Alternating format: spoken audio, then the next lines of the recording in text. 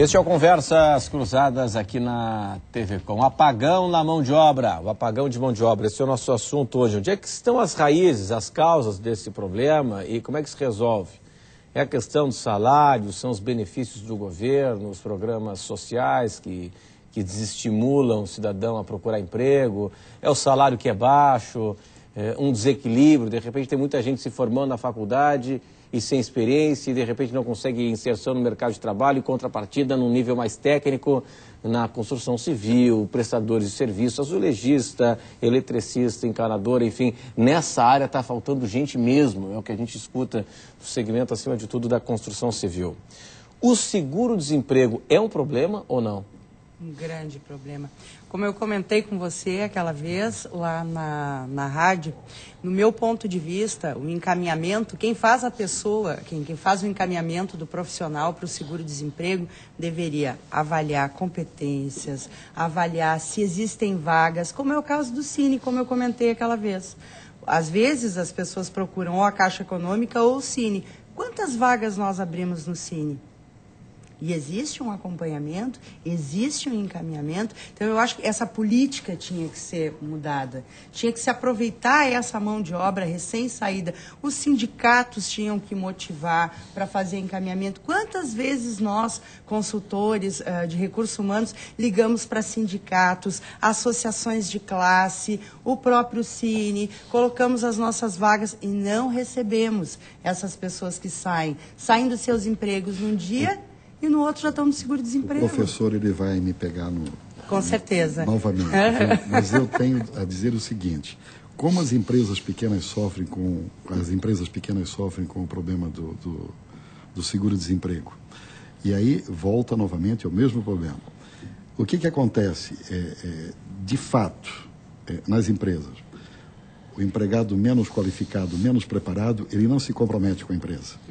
Ele não se compromete mesmo. Nada, tanto faz. Sabe, ele, depois de 5, 6, 7 meses, ele quer sair da empresa. A partir do momento que ele passa a ter já direito ao salário e desemprego, ele quer sair da empresa. Olha, e quer fazer acordo. Mas como eu não posso fazer acordo? Eu não tenho acordo. A minha empresa, e nenhuma empresa deve fazer acordo, não pode fazer. E pois ele tenta e quer fazer e tal, é uma dificuldade muito grande para manter. E aí, infelizmente, em muitos casos, eu não diria que acontece isso em todos os casos, ele inclusive apronta com você dentro da sua empresa. Você imagina a empresa pequena, professor. O problema que ocorre, o problema que cria uma empresa pequena que tem lá 10, 12, 15 funcionários, a rotatividade dessa turma, viu, entrando e saindo, até porque ele sabe que na hora que ele quer voltar, ele volta, porque está aí o apagão, ele sabe que ele consegue em outro lugar. Então, criou-se no país um problema muito sério também com o seguro-desemprego. Sem contar que hoje a gente não pode dar informação, né? O que a senhora falou em relação a esse assunto Bolsa Família também... Seguro-desemprego...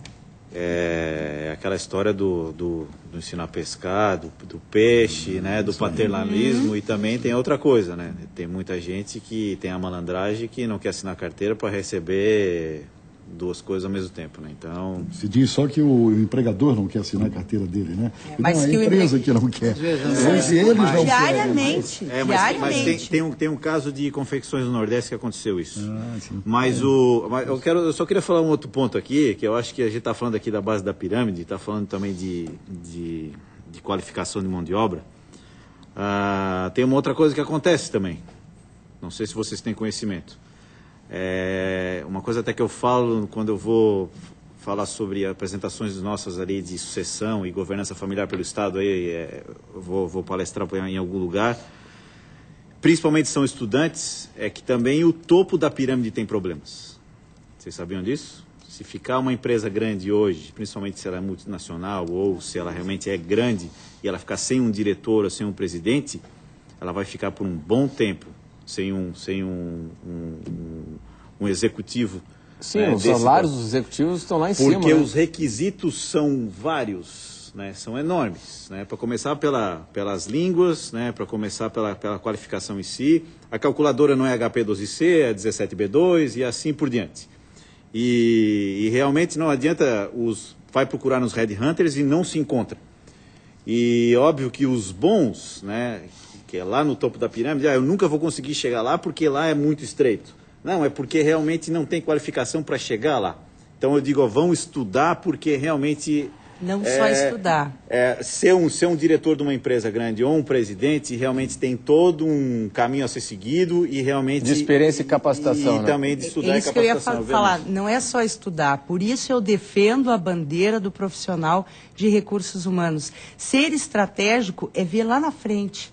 É criar políticas e ações para que essas pessoas possam subir no topo da pirâmide. Quer dizer, se eu tenho uma avaliação de desempenho e eu tenho competências essenciais da empresa, da organização, eu preciso validar essas competências. De que forma que eu vou validar? Fulano, você precisa ser capacitado em tal e tal competência, num idioma, por exemplo, para que você atinja 5% no seu salário. Isso é mérito. Isso são ações de gestão de pessoas. E isso falta. Sabe o que a gente tem hoje nas empresas pequenas e médias? Departamento pessoal. Departamento pessoal é para fazer cálculo, não é para ser estratégico. E isso precisa mudar. Precisa ter uma visão de gestão de pessoas. Porque aí nós vamos ter profissionais qualificados, sabe? Com projetos de capacitação. Eu entendo que você reivindique a abertura de campo de trabalho para a área que você trabalha. Não, eu tenho vivência para te dizer isso. Mas eu não estou negando isso. Estou dizendo que você está pedindo uma transformação na cultura dos empresários, se quiser. Em última instância, isso. Bem, eu não tenho ilusões a respeito. Queria dizer o seguinte. Para a gente ter uma racionalidade no debate em respeito ao telespectador, para a gente poder se entender o seguinte. A existência de casos específicos que mostram a falta de um trabalhador numa empresa, um caso, não pode estabelecer a situação geral da economia catarinense, da economia brasileira. Em segundo lugar, não quero me colocar aqui como representante dos trabalhadores, quero que a gente tenha um debate matizado por o máximo de informação possível. Veja, o tema do seguro-desemprego. O seguro-desemprego é uma conquista social importantíssima num país subdesenvolvido e profundamente desigual. Mas o seguro-desemprego existe nos países centrais. Então não podemos atacar. Somos contra ele também, veja, somos contra a forma, sim, mas, como ele está estruturado. O problema é o seguinte, somos contra. Esse é o primeiro aspecto. Segundo, o tema da rotatividade da força de trabalho ocorre, como vocês bem sabem, no período de crise e no período de auge da economia.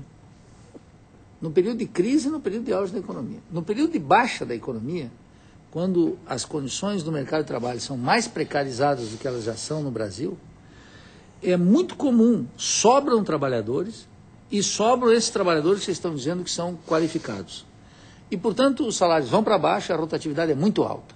O empresário joga com isso, da mesma maneira, ele precisa disso, da mesma maneira que ele precisa respirar.